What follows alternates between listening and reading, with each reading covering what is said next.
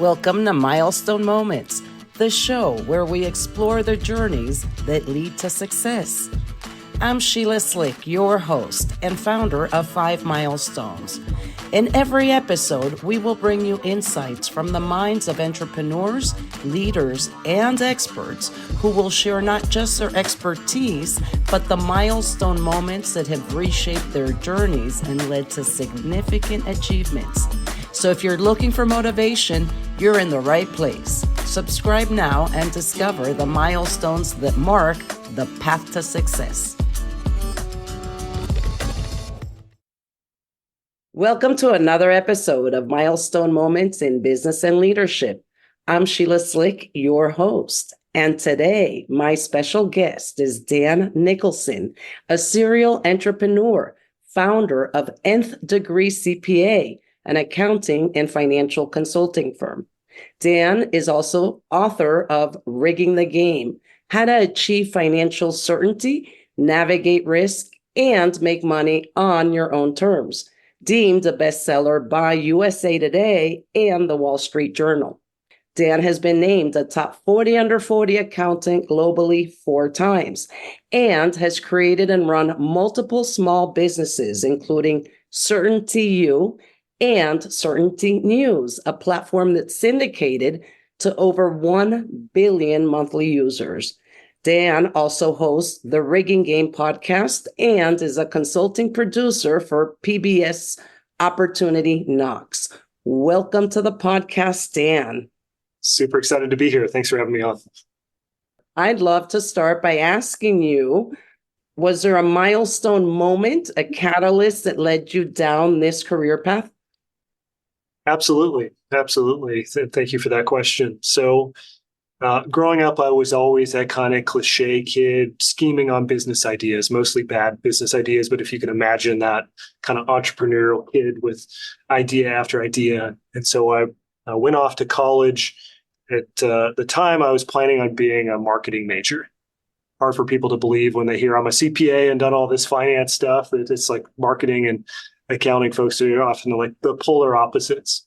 So down this marketing path, and first person in my family to go to college. I'm living at home. I'm commuting in and borrowing a bunch of money to pay for tuition. And I get this email from business school sort of mentee that was assigned to me. And they sent it out to everyone that UPS, United Parcel Service, the shipping company, had these scholarship opportunities, and they were having this career fair on a Saturday. Listed out all these business positions that were open. One of them was marketing.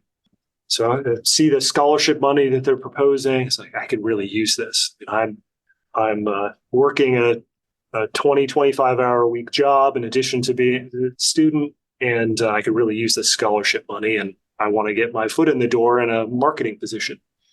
So I print everything off. I have my resume. I've got a suit on. I go to this hub where they handle all the parcels and everything in the city nearby. Show up. I'm the only person in a suit. It's a group of other folks in jeans and T-shirts and all that. It's a room of 30-ish folks around my age. I'm 19 at the time. And they proceed to show this video about the benefits of working in the hub and being a loader and unloader and how you can get a night shift and all this sort of stuff. And so I watch it. And at the end, I kind of sheepishly raise my hand. I'm like, hey, this sounds really interesting. But these all sound like positions here in the hub, kind of manual labor type stuff, which is not at all below me, believe me. But I've got this print off here that talks about these marketing internships and stuff. I'm just like, maybe I'm in the wrong place. I'm like, okay, well, there's a booth outside with a couple guys from finance, but otherwise, like, I don't know anything about kind of what you're talking about. This is a career expo to recruit people to work inside the hub. Like, okay, cool. I go out, I talk to the finance guys. I show them the same thing, same sheet of paper. Hey, look at this marketing internship. Like, we don't know anything about that. We don't really even have a marketing department like based here in the Seattle area where I was. I proceed to talk to them for the next hour and show them the resume, all of that. And they go, we actually have this open position for a part-time finance supervisor, and we think you might be a good fit. We're going to pass your resume off to our regional controller. And fast forward a month, somehow in 19, I get this job as a finance supervisor, managing 20 to 25 people as part of the finance department, still inside the hub, part of this department called revenue recovery, where we were auditing shippers for basically billing compliance. And it was that moment, getting this job and getting all this responsibility, that one, I proved to myself that I was capable of really doing anything that I set my mind to, but it also set me on this path to changing my major to ultimately be accounting. And everything is sort of followed from there. I ended up getting this fellowship at the board that writes all the accounting standards here in the US, sort of the most prolific fellowship you can get in my industry.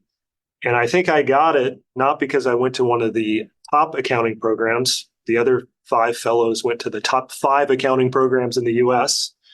I think I got it because I already had a ton of work experience in finance that didn't seem ordinary for someone who was in their early 20s. So completely changed the whole trajectory of my career and life.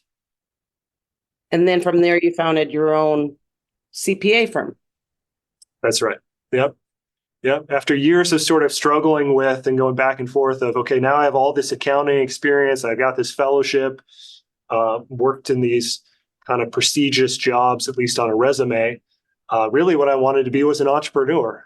And so I was struggling with, how do I reconcile all of this? And again, first person in my family to go to college. My parents, we were poor to early stage of a lower level of middle class. And I've got this great resume and making more than my parents ever had with their 70-hour-a-week jobs. And I'm going like, I'm not happy. I want to be an entrepreneur. What do I do? So finally, I kind of realized that I could have the best of both worlds and start my own firm while also kind of leveraging the skills that I developed over a decade plus at that point. Interesting. Well, so your book and your podcast are both great resources for entrepreneurs. Can you share some of your top strategies to win at business and life on our own terms? Yeah, so the book is really my, what I call operating system, my series of principles around how to win at business on your terms with less effort and less risk. It is kind of the culmination of all the things I had to unlearn. So I just told you about all this great Fortune 500 experience at UPS and some other fellowship. Obviously went to business school, did pretty well at that. And then I'm in my own business now, realizing I have to unlearn everything that I thought I knew about business. See, what you learn at business school prepares you to work at a Fortune 500. Working at a Fortune 500 job is much different, stating the obvious, than running a small business. And what I realized after a number of years, and this is one of the kind of core lessons in my book, is that a Fortune 500 company is focused on maximizing. You have to maximize shareholder value. That is the fiduciary responsibility of the executive team. Maximize. Maximize is about having the most amount of clients, employees, market share, now, as fast as possible. Maximize. As a small business owner, though, we don't have the resources to maximize. We have to optimize. Optimize is not about having the most of everything. It's about what is the most important priority to you right now and putting all your resources towards that. Once I realized that, I started pulling at the string of all these different rules and principles I learned in business, realizing a lot of these just don't apply to small business owners because we're playing a different game. We're optimizing. What are we optimizing for? What we want, our ideal life. If there's one thing I hope that people take away from listening to this episode with me today, is that the biggest risk in life other than death is not living the life that you want. And so your business, your investments, all of that exists to serve you and living the life that you want. They're just tools. They're just assets facilitating living the life that you want. And so many of us aren't following that path. We've created a job really, out of our entrepreneurial path. And now we have all these obligations because we've overextended ourselves. We've taken on too much risk. And now everything has to work in our business because if it doesn't, we're in dire straits. And so now we work for the business rather than it working for us. And that's the wrong paradigm. That's not likely the reason why you got into business to begin with. So how do you help the entrepreneur solve that issue? Or, like you said, optimize? Yeah. So step one is get clear on what I call your solvable problem. Your solvable problem is your unique definition of wealth. Take that vision board that maybe you've worked on of all those things that you want, the six-pack abs, the great parent, the house, the cars, and put dollar values. How much will each of those items cost? And dates. When do you want to fund those goals by? Once you have that, now you actually have a solvable problem. We can use math to calculate how much more you need to make to fund all of those goals. I built a tool that you can do this for free at certaintyapp.com. You can calculate the resources you need. Once you know that, now you have a Google Maps for yourself to measure your progress. Most of us are driving to a destination, but we haven't set a time limit. And so we think we're getting closer, but oftentimes we're just driving in a circle or we're driving in reverse. We're getting further away from our goals. The objective is to get closer. We think more is always the answer, but the objective is to get closer to our solvable problem, our unique definition of wealth. So we need to get really clear on what we want. And now we can figure out the most efficient path with the least amount of risk rather than guessing and doing a bunch of different stuff that's unknown. So that's the first step in the process. And then you help them map that out. Do you offer consulting? Do you have a group program? Okay. I know you've got the book Okay. and you've got the podcast. Yeah, absolutely. So what I would tell folks is that there's several different, what I would call wealth types. Some of us are hustlers. Some of us are gamblers. Some of us are optimizers by nature, savers. So we have these different tendencies. And based off your tendency, I would say that dictates the risks that you face in terms of the path, the ways in which we're going to blow ourselves up, or the ways that there are assets and liabilities at the same time based off our tendencies. And what I would say is that we need to shift our mentality, at least in terms of wealth and our business, to having a net worth based focus. Net worth. All the decisions that we're making should grow our net worth.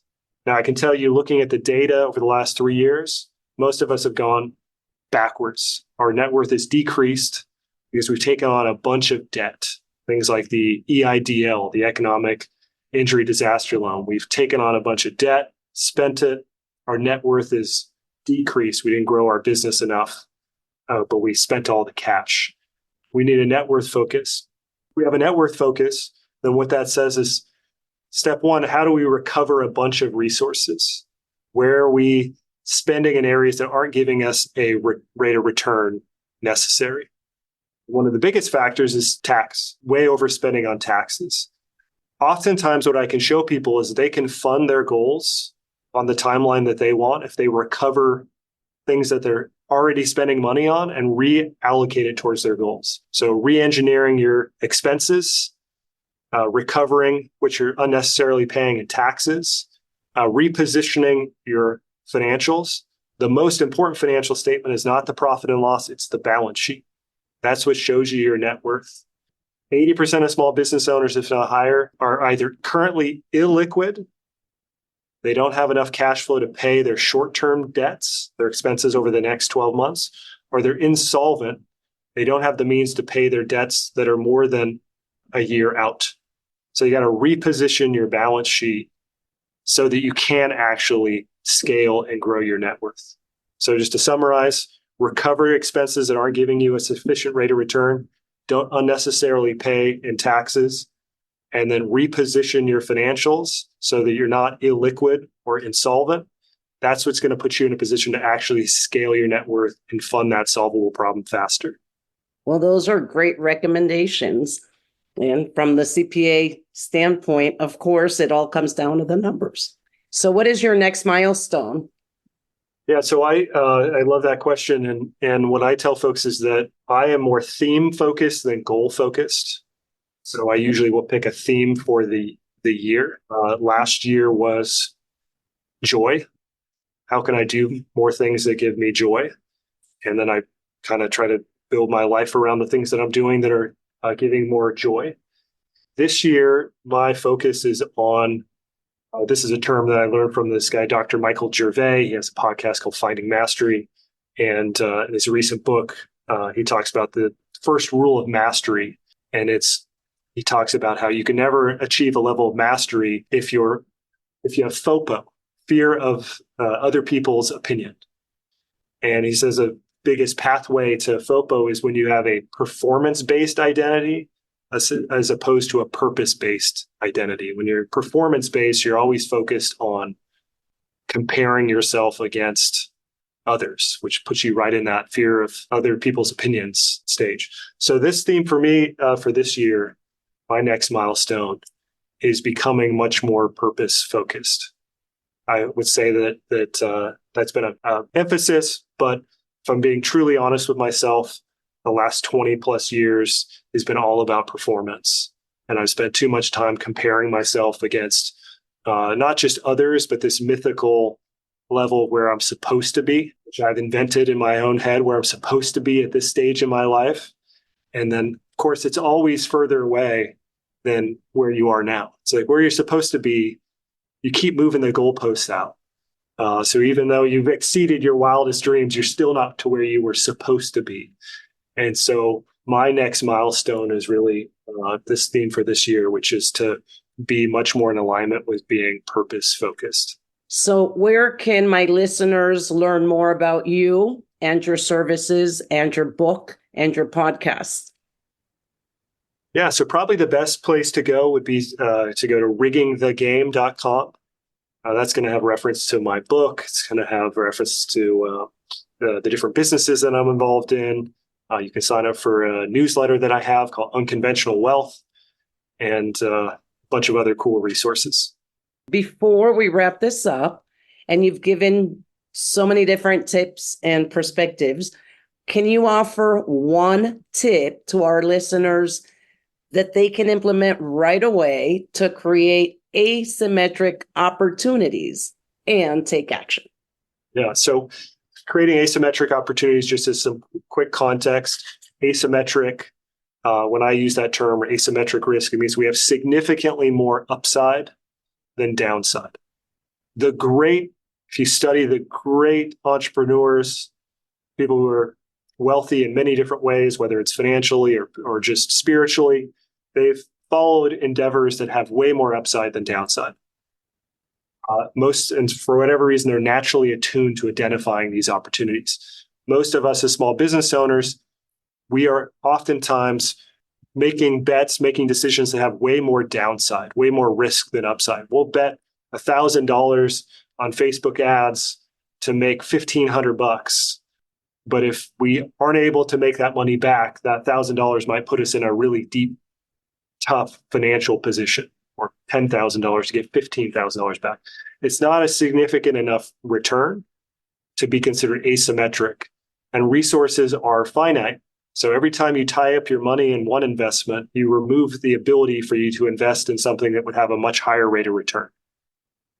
And when I say investment, I'm talking time, influence, energy, money, reputation. There's more than one currency. So we have to think about all the different currencies when we're making a bet and weighing, does it really have significant enough rate of return?